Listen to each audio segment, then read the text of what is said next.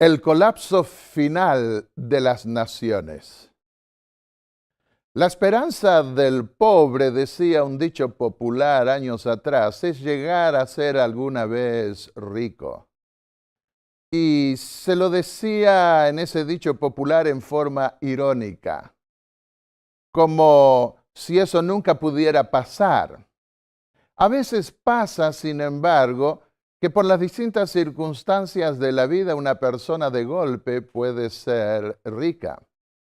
Años atrás tenía un amigo que me decía que en Sudamérica, si uno tenía un poco de habilidad y suerte, podía hacer mucho dinero en poco tiempo. Pero que en países como Estados Unidos y Europa costaba más, pero las posibilidades eran mayores.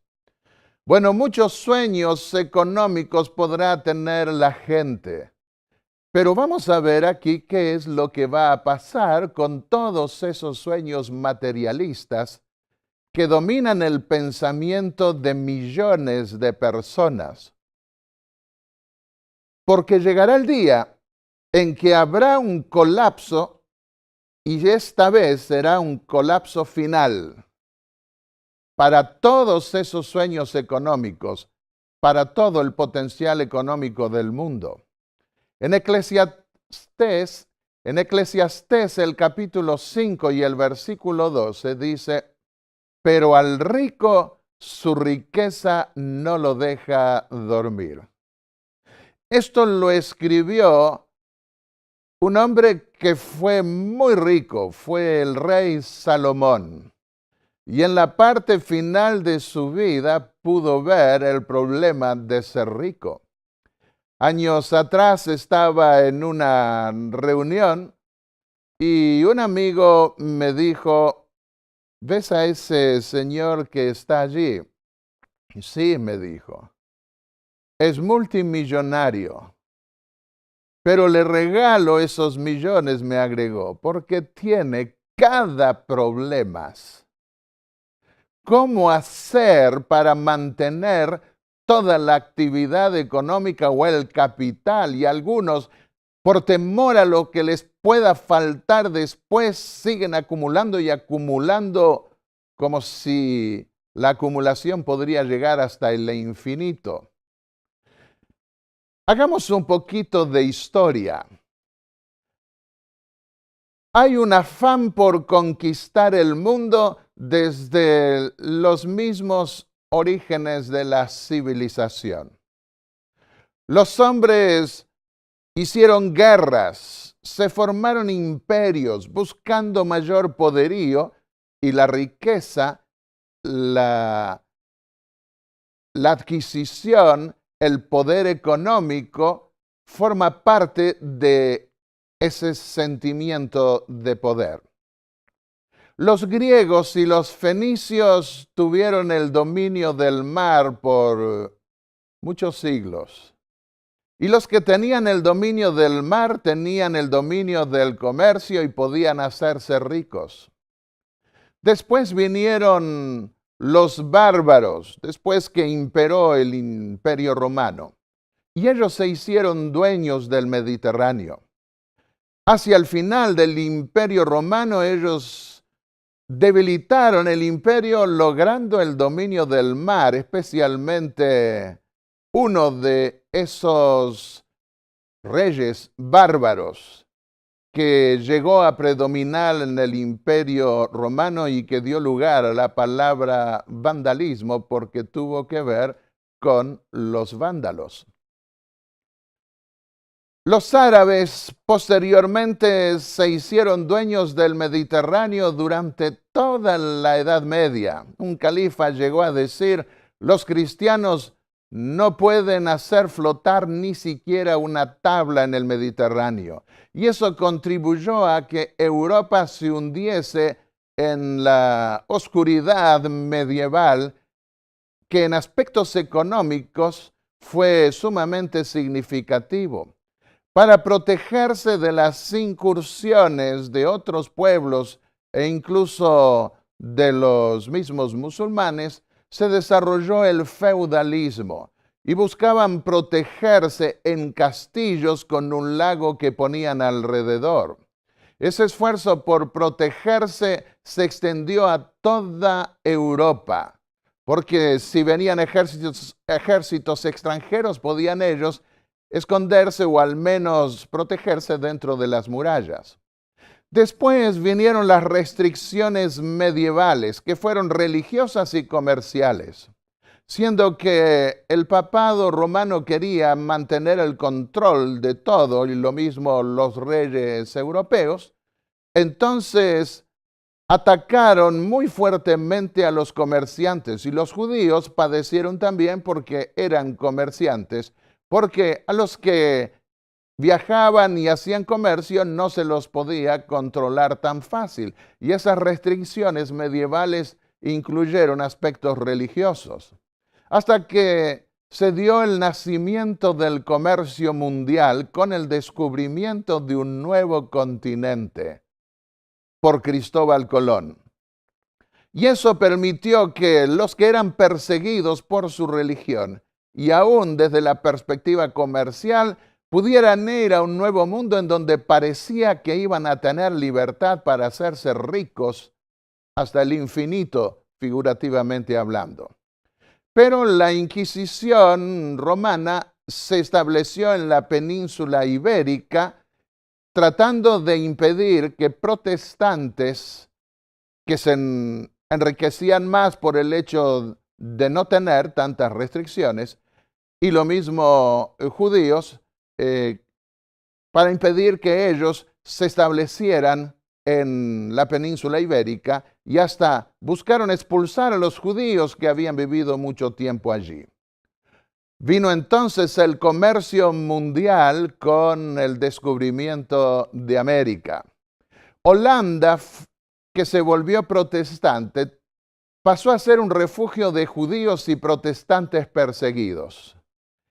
En el año 1609 establecieron el primer banco mundial. La Inquisición en las Américas, sin embargo, trajo retraso económico, porque quitaba la iniciativa individual. Debían someterse a moldes preestablecidos que venían de afuera. Luego vemos en la historia económica el mercantilismo, como se lo llamó, que creó estados poderosos de comercio que suprimían las restricciones señoriales o feudales. En Inglaterra estuvo Cromwell, en Francia Colbert, en Holanda los Orange, y se hicieron muy poderosos. En el siglo XIX, ya acercándonos más a nuestra época, se dio la era conocida como del libre cambismo. Esa era favoreció a Inglaterra por el dominio del mar. Se dio una falta de trabas comerciales importantes y hubo libertad de migraciones. Esta libertad de migraciones facilitó el avance de la Iglesia Adventista, que pudo establecer obra en todos los continentes y hoy está en todos los países de la tierra, básicamente. ¿Por qué? Porque al no haber trabas migratorias como las que hay hoy, entonces podían ir sin pasaporte, sin ningún documento, viajar a cualquier lugar del mundo. Elena de White advirtió en el siglo XIX que ese era el momento de salir a todo el mundo, porque después vendrían más trabas, más dificultades. Y después vinieron los certificados de nacimiento, después la cédula, después pasaportes, hoy se requieren visados. Debido al terrorismo internacional se busca todavía coleccionar más datos y complica más el traspase a muchos lugares, aunque desde la perspectiva de los viajes se facilita. La era del bilateralismo, siglo XX, estuvo marcada por principios de compensación comercial controlada por los estados. Había represalias económicas, protección de aranceles, restricciones cuantitativas, control de cambios. Y bueno, no vamos a entrar en todos estos detalles. Pasemos a lo que la mayoría de nosotros llegamos a conocer en un mundo dividido en dos, en capitalismo y en comunismo. ¿Cuál de los dos iba a vencer? ¿Cuál iba a prevalecer? Por las profecías de la Biblia, nosotros decíamos cuando éramos jóvenes que iba a vencer el capitalismo norteamericano sobre el comunismo ruso. Y efectivamente eso sucedió. El comunismo impedía la globalización económica. La trabó durante casi todo el siglo XX. Pero el comunismo cayó. La muralla de Berlín se vino abajo. Yo estuve del otro lado de la muralla de Berlín, del lado comunista. La gente se sentaba en el medio de una avenida que iba por los dos lados y en el medio se caminaba y se sentaba a mirar hacia occidente más allá de las murallas. Qué pena me daba en esa oportunidad, pero finalmente esa muralla se derrumbó.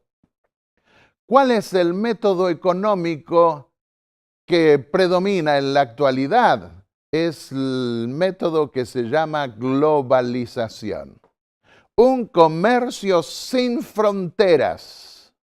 Esto sonaba extraordinario. Si al rico su riqueza no lo deja dormir, dijo Salomón, podemos imaginarnos cuánta gente trasnochada se multiplicó en el mundo pensando hasta dónde extender sus negocios. Y se establecieron megacorporaciones comerciales que tuvieron un mayor movimiento de dinero y estabilidad en todo el mundo. Coca-Cola, Walmart, Quest, Gillette, etc. El avance en las comunicaciones facilitó la globalización. Primero a través de telex, de fax, de internet, del email. Y de esa forma, hoy la comunicación se vuelve instantánea. La globalización comercial neoliberal terminó imponiéndose en Estados Unidos y en el mundo. Se la llama neoliberal porque mantiene el principio de mercado libre y impone la libre competencia. De tal manera que en cualquier lugar del mundo debían todos ahora tener libertad de comunicarse. También se la llama globalización comercial neoconservadora. ¿Por qué? Porque según los técnicos que idearon este sistema, hace resaltar el valor del capitalismo democrático y su vínculo con la libertad del Evangelio, requiriendo separación de Iglesia y Estado. Durante muchos siglos la Iglesia Católica predominó y prohibió el libre comercio. Ahora la libertad del Evangelio, especialmente en el capitalismo protestante norteamericano, llevó a creer que debía haber libertad. Ronald Reagan, el presidente norteamericano de los Estados Unidos para esa época, llegó a darse cuenta que hasta entonces el capitalismo era ideológicamente insulso, sonaba mal. En cambio, se presentaba el comunismo como algo precioso. La formación de ideólogos del capitalismo norteamericano tuvo su epicentro en la presidencia de Ronald Reagan. Él quiso que presentasen al mundo una filosofía más atractiva para el capitalismo y desenmascarasen esa presentación tan linda del comunismo. Recuerdo cuando estuve en Ucrania y uno de los líderes, el líder médico de la Iglesia Adventista en Ucrania, me contó que tenía dos primos. Ellos nacieron en Argentina y su padre allí logró hacer bastante dinero a principios del siglo pasado, y cuando se presentó el comunismo de una manera tan atractiva, él decidió irse a Rusia y se burlaban de él. Y él cargó todo porque tenía dinero y se fue con sus hijos pequeños a Rusia, y cuando llegó se encontró con los containers llenos de piedras, no tenía nada. Se amargó tanto que se dedicó a la bebida y murió mal. Pero los hijos ya entre 50 y 60 años, una vez que se abrió Rusia y Ucrania y toda la Unión Soviética al mundo occidental, volvieron a Argentina recordándose de su niñez, lo que habían vivido. Bueno, el capitalismo triunfó en el mundo gracias a su pragmatismo y defensa de la libertad. Así se lo considera en muchos medios económicos. La posibilidad de hacerse rico y mejorar la sociedad debía estar al alcance de todos, no solamente al alcance de algunos privilegiados. Eso sonaba muy lindo. Pero cuando el corazón humano es egoísta, dar rienda suelta a esa tendencia egoísta puede terminar siendo atroz. En el argumento se decía que el retraso de los países católicos con respecto a los protestantes estaba ligado al concepto de libertad de cada religión. Para los protestantes, la libertad es símbolo de progreso. La ética aristocrática de América Latina, sin embargo, daba más importancia a la suerte, al heroísmo, a la figura o a la posición social. En cambio, la ética protestante de América del Norte da gran estima al trabajo diligente, a la regularidad constante, a la disposición responsable a captar las oportunidades. Lo que les conté al principio de un amigo que me decía que daba más trabajo en Estados Unidos hacerse rico, pero se podía ser mucho más rico que en Latinoamérica, según él. Estos ideólogos del capitalismo norteamericano acusaron a la teología de la liberación latinoamericana y al catolicismo actual y al socialismo de preocuparse más por la distribución que por la reproducción. Si queremos distribuir, tenemos que producir y proteger el capital y proteger a aquellos que reproducen. Pero no vamos a entrar en esa discusión porque ese no es el objetivo de nuestro mensaje hoy. ¿Quieren conocer algunos de los personajes más ricos del mundo? Aquí los tienen. Bien sonriente el primero de ellos, que fue Bill Gates, de los programas de Microsoft que se usan mayormente en computadora. Él tenía unos 90.000 millones en 1999. En el año 2009 perdió como 18.000 millones y tenía en marzo de 2009 unos 40.000 millones. Lo mismo cuando vamos a Warren Buffett. Él era muy rico, tenía 36.000 millones en 1999, pero perdió mucho dinero en el año 2009. Y en marzo, sin embargo, de 2009 tenía 37.000 millones, pero después perdió mucho dinero y sin embargo logró recuperarlo. Carlos Slim Helú, mexicano, tenía 8.000 millones en 1999, era el latinoamericano más rico de toda Latinoamérica. En marzo de 2010 pasó a ser el más grande millonario del mundo, de Mexican Telecom y American Mobile. Y Bill Gates subió de nuevo y están constantemente cambiando algunos y otros. En marzo de 2009 tenía ya 35.000 millones, pero perdió en el año 2009 25.000 millones.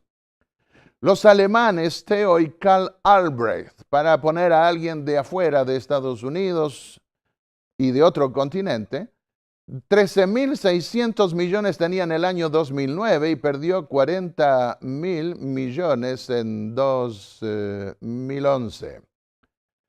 Robson Walton, el fundador de Walmart, estaba casi en la punta otra vez en 1999. Fue el más millonario de todo el mundo, el primero por 7 años, pero al repartir su fortuna entre sus herederos dejó de serlo, pero casi llegó en 1999 a la cima. Murió hace poco.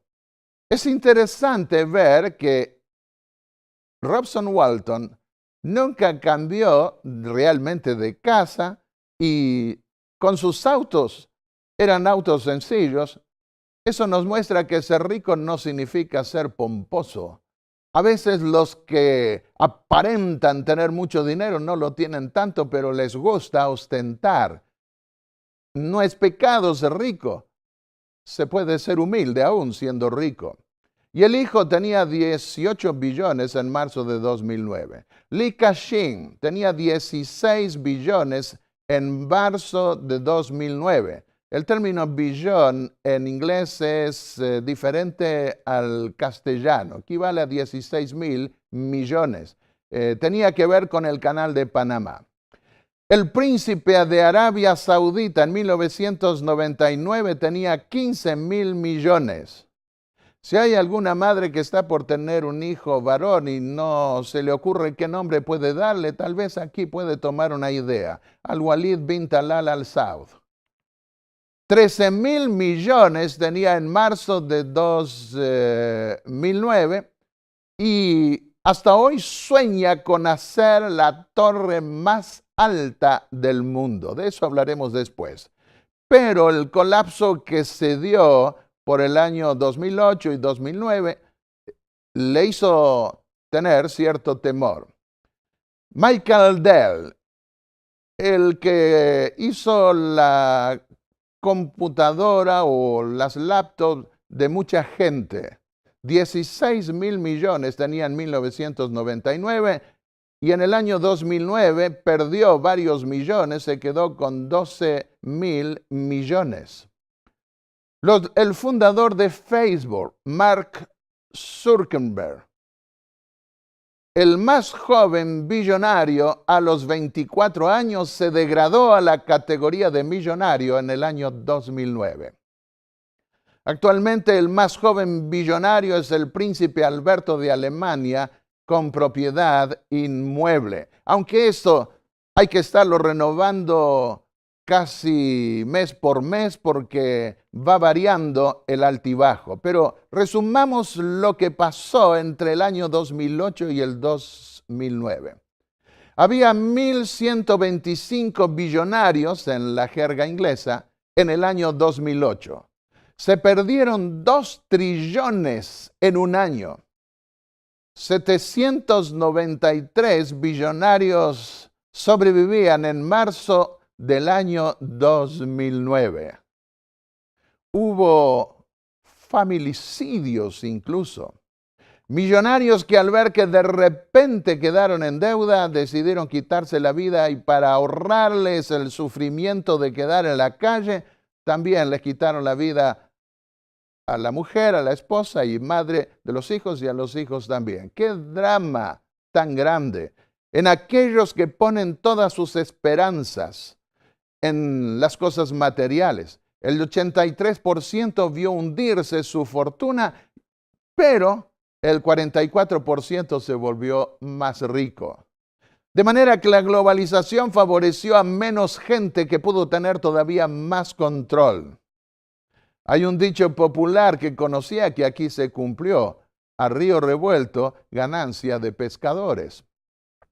General Motors en 1999 era la corporación más grande del mundo, superaba la economía de Dinamarca y de haber sido un país hubiera estado entre los 26 países más fuertes del mundo.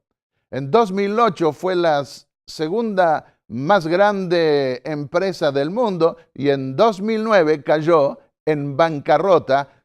Tuvieron que socorrerla con el plan estímulo del presidente Obama.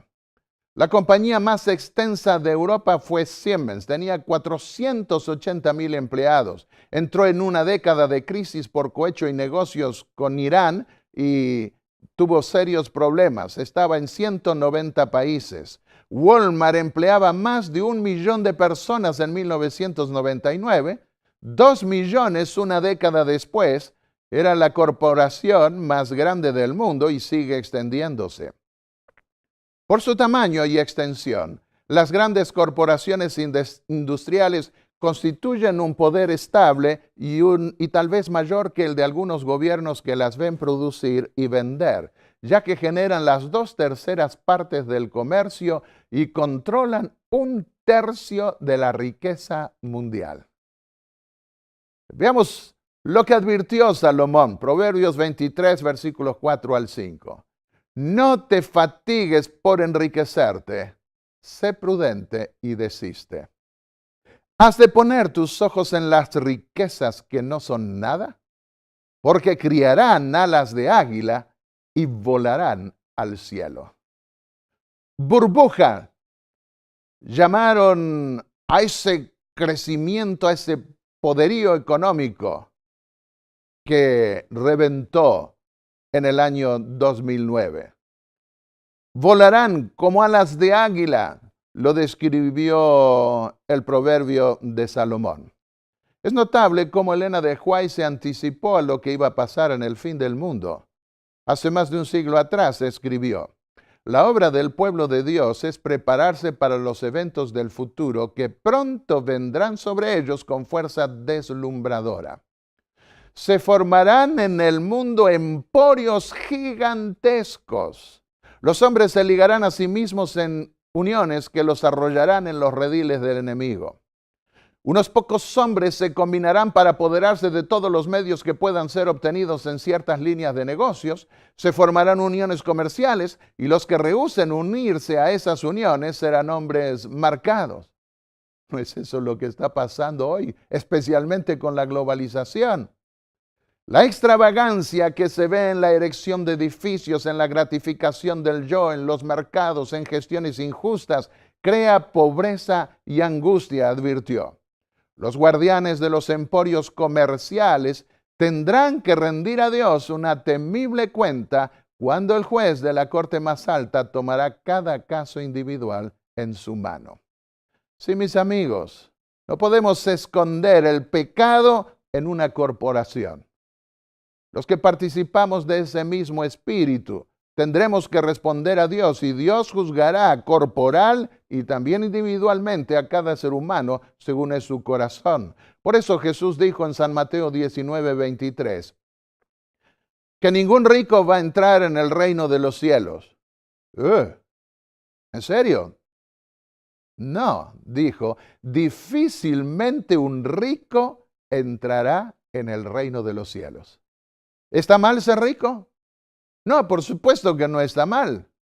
Dios nunca quitó la iniciativa de aquellos que querían crecer, pero puso un límite, que fueron los años sabáticos y del jubileo. Como eso lo consideré en otra conferencia y también he escrito en 2 libros sobre ese aspecto, no lo voy a volver a considerar acá.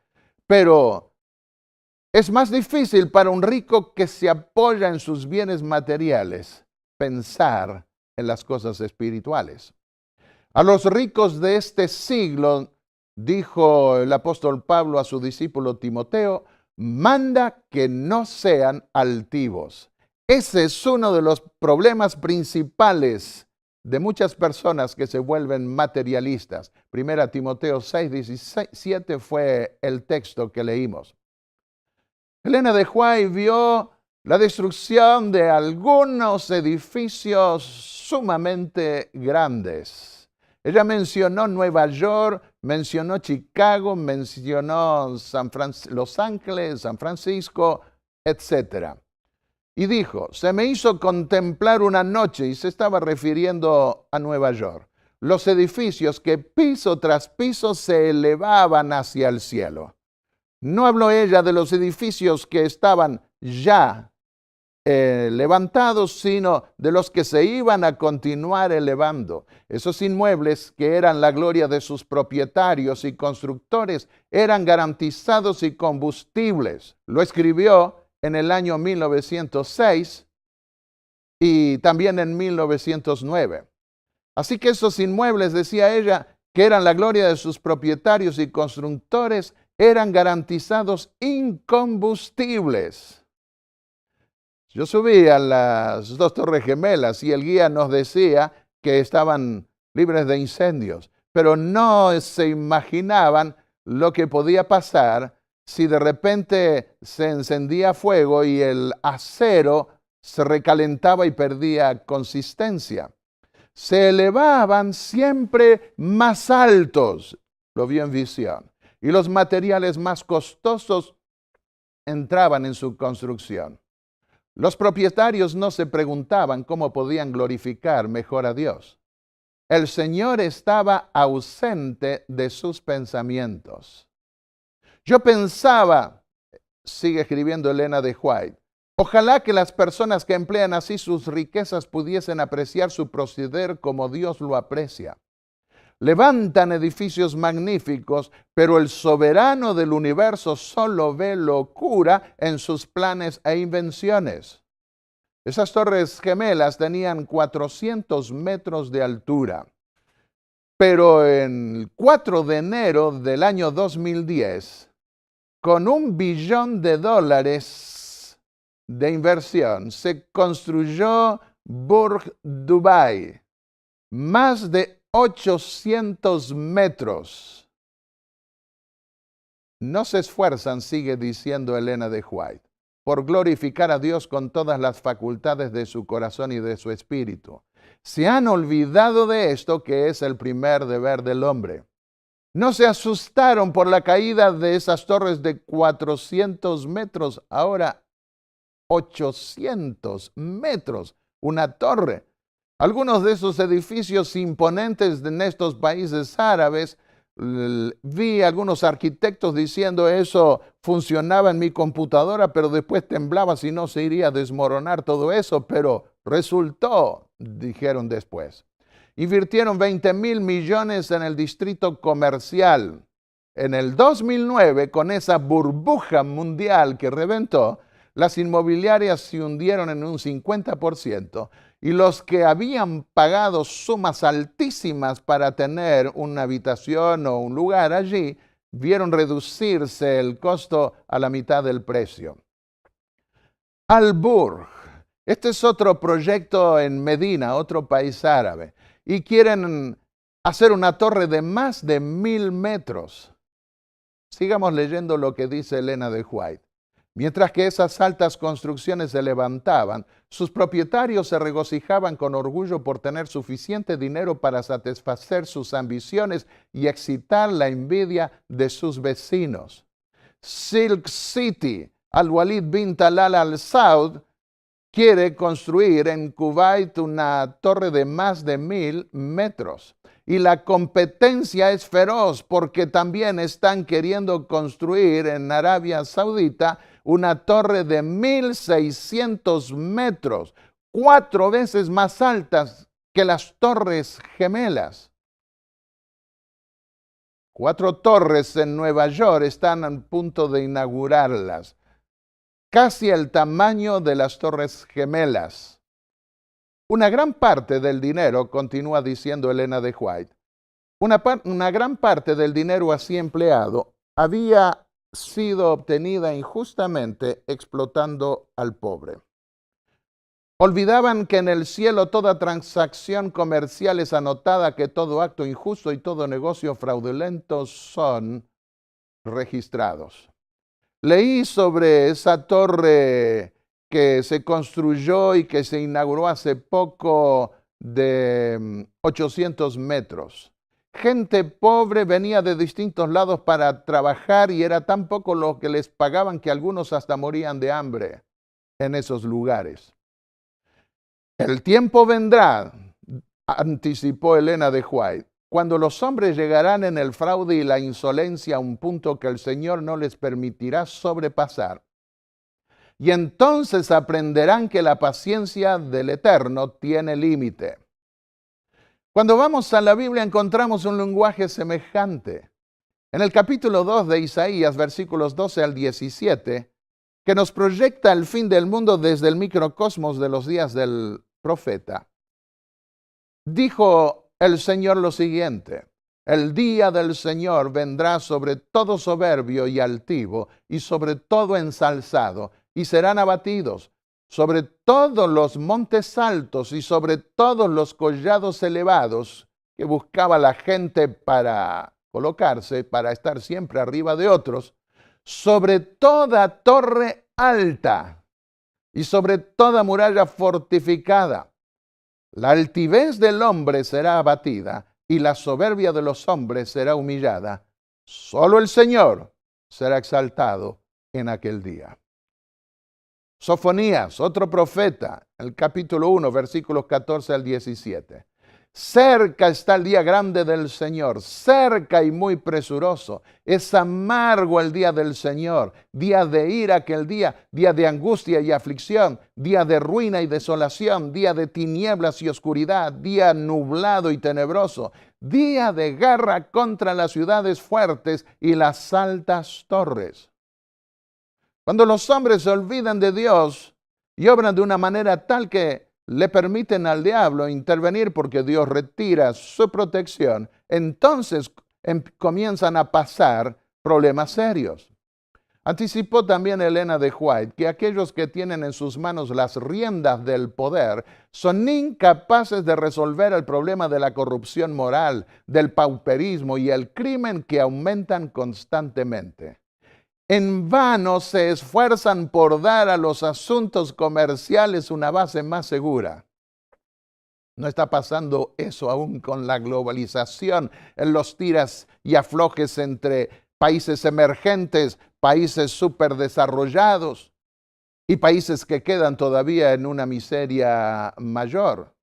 El problema básico es el egoísmo humano y allí reside la imposibilidad de establecer un sistema económico estable. El Apocalipsis advertía que se pondría una marca en la mano derecha o en la frente y que ninguno podría comprar ni vender sino el que tenga la marca o el nombre de la bestia o el número de su nombre. En otra conferencia yo trato sobre estos símbolos. Aquí quiero hablar del principio que se iría a establecer y que ya está en la práctica. Métodos benignos de opresión que parecen calzar con los sistemas democráticos. El boicot. Estados Unidos hizo caer a Nicaragua con un boicot económico. También a Haití. Cuba ha sido el hueso más duro de roer porque el sistema comunista de Cuba ha sido tal que morirá mucha gente antes que un gobierno pueda caer. Hicieron también caer la Unión Soviética y ese boicot, ese sistema se está empleando cada vez más y eso decía el Apocalipsis que se iba a dar al final. Porque las naciones europeas, Estados Unidos, que tienen el poderío económico más grande, ejercen ese principio de decirle a una persona: está bien, no vamos a sacar el revólver y pegarte un tiro para no hacer guerra, queda feo eso, pero te vamos a dejar morir de hambre si no haces lo que decimos. Ese es el nuevo estilo y la Biblia advertía que ese iba a ser el método de coerción más eficaz que se iba a usar en el fin del mundo.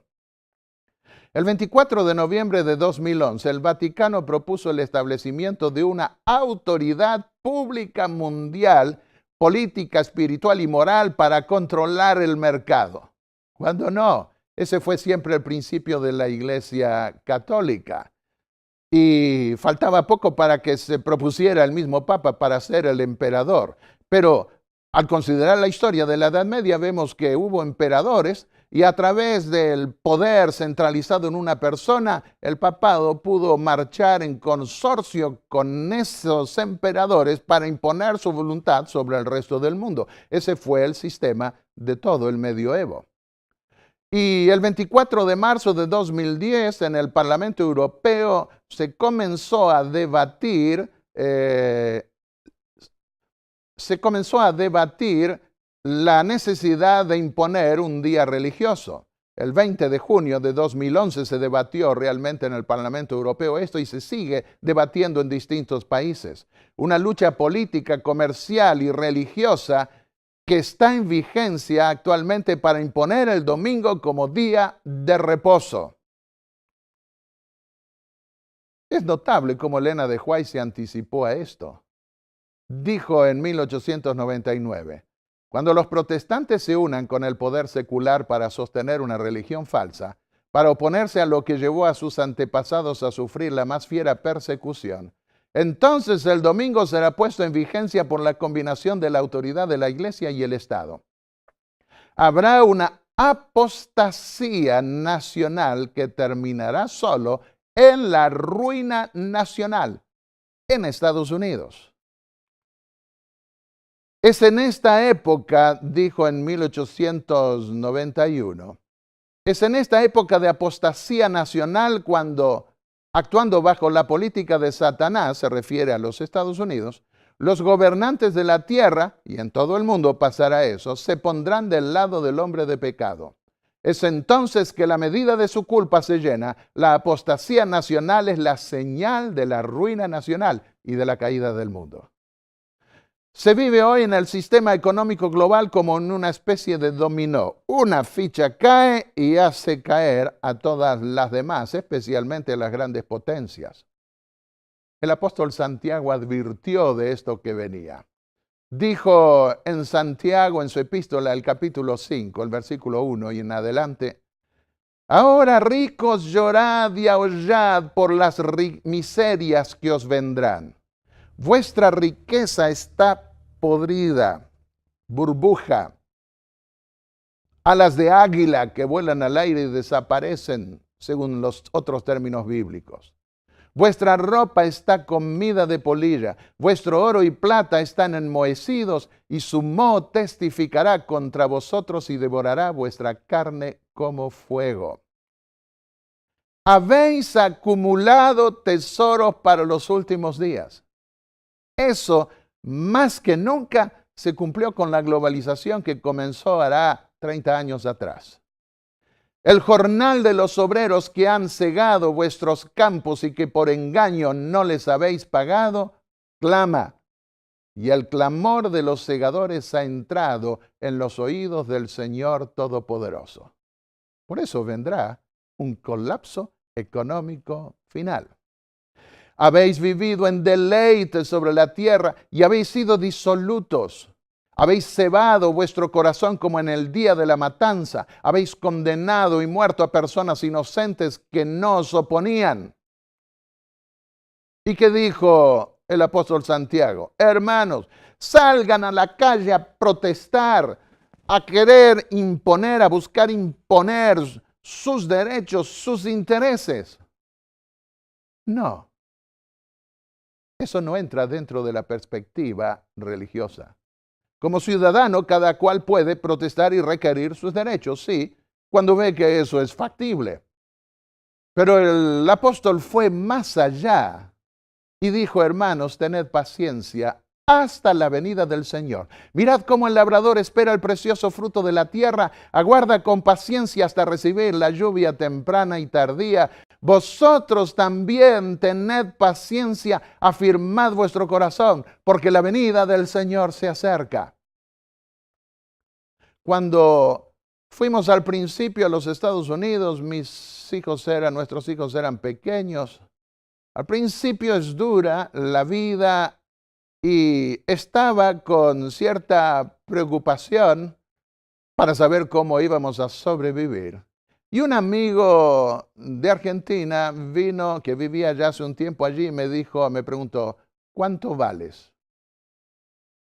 ¿Qué? ¿Cuánto valgo?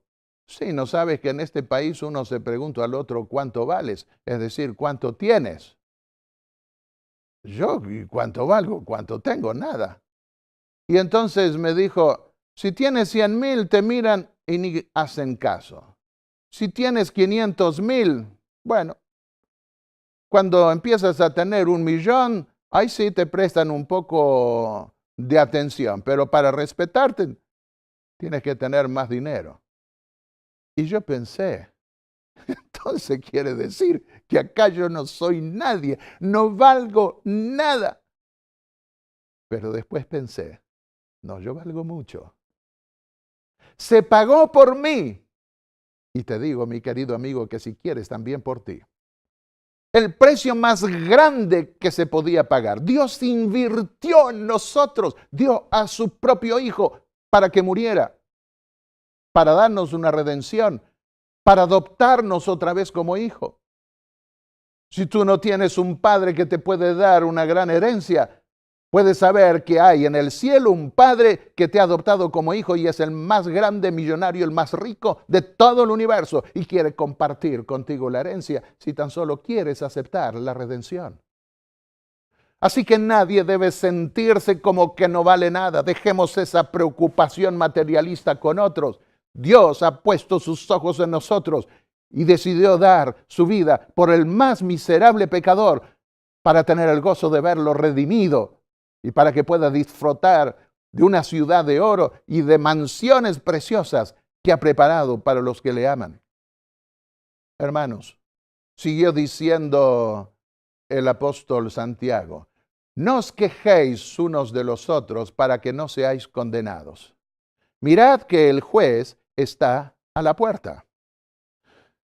Hay un peligro de por quejarse porque no me pagaron esto, porque me robaron lo demás, que nuestro corazón se ensucie. De allí es que el énfasis pone el apóstol en la necesidad de tener paciencia, confiar en Dios.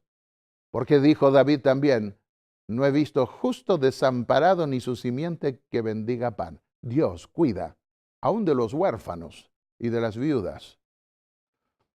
La gran ciudad, dice el Apocalipsis, se partió en 3 partes.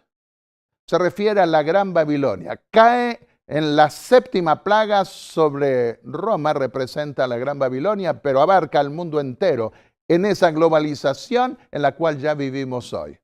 El terremoto más grande de la historia se da allí. Dice Apocalipsis 18, versículos 11 al 19. Ha caído Babilonia, es el mensaje que se da al comienzo del capítulo.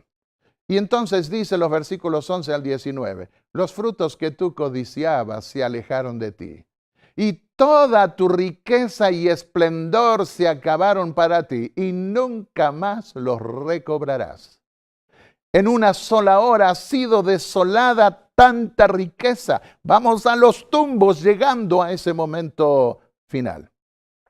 Y las ciudades de las naciones cayeron, y Dios se acordó de la gran Babilonia y le dio la copa llena del vino del furor de su ira. Entonces toda isla huyó y los montes desaparecieron. Y los mercaderes de la tierra llorarán y se lamentarán, porque ninguno comprará más las mercaderías de ella. Los mercaderes eran los magnates de la tierra. Apocalipsis 18, 23.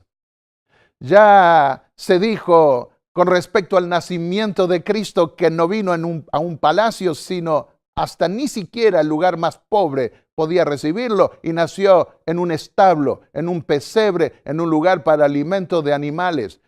Las primeras cosas que pudo ver y respirar ese bebé del cielo fueron los olores nauseabundos de un establo. Y dice Lucas 1, 52 y 53, quitó del trono a los poderosos y levantó a los humildes. A los hambrientos colmó de bienes y a los ricos envió vacíos. 2 Corintios 8, 9, ya conocéis la gracia de nuestro Señor Jesucristo, que por amor de vosotros se hizo pobre, siendo rico, para que vosotros fueseis enriquecidos con su pobreza. Tú dices, yo soy rico, estoy enriquecido y nada necesito, dice Dios a la última iglesia, Apocalipsis 3, 17. Y no conoces que eres un cuitado y miserable, pobre y ciego y desnudo. Hace unos años atrás vi en Washington, D.C., a un predicador que había ido a China y pudo ver él y dijo que quedó asombrado viendo las oraciones de esa gente que a escondidas se reunía y le agradecía a Dios por tantas cosas que Dios les daba. Y él se preguntaba, no tienen auto, no tienen heladera, no tienen lavarropa, no tienen microondas, no tienen computadoras, no tienen cosas materiales y agradecían a Dios por tantas cosas que les daba. Y entonces dijo, yo pude entender. Dios los llena, los colma de bendiciones espirituales. Nosotros tenemos bendiciones materiales, pero no tenemos el poder espiritual que esa gente tiene. Por lo tanto, Dios le aconseja a la última iglesia del Apocalipsis que compres de mí oro afinado en fuego. Mediante la crisis final se irá la escoria, se quemará la escoria y saldrá el oro puro de aquellos que tienen una religión pura. ¿Para qué? Para que seas rico. Vestidos blancos para cubrir la vergüenza de tu desnudez. La justicia de Cristo está representada por esos vestidos blancos. Y el colirio, para tener discernimiento, era el ungüento que tenía la iglesia la ciudad de Laodicea para curar a personas que tenían problemas con la vista. Y colirio para ungir tus ojos y puedas ver. Conozco tu tribulación y pobreza, dice Jesús a la segunda iglesia del Apocalipsis. Sin embargo, eres rico. Queremos ser ricos espirituales. No nos apoyemos tanto en las cosas materiales. No corramos desesperadamente tanto por las cosas materiales. Es legítimo, sí. Pero nunca dejemos de lado lo principal, que es asegurar la salvación de nuestra alma. Bien, siervo, bueno y fiel, dirá finalmente el Señor, Mateo 25, 23.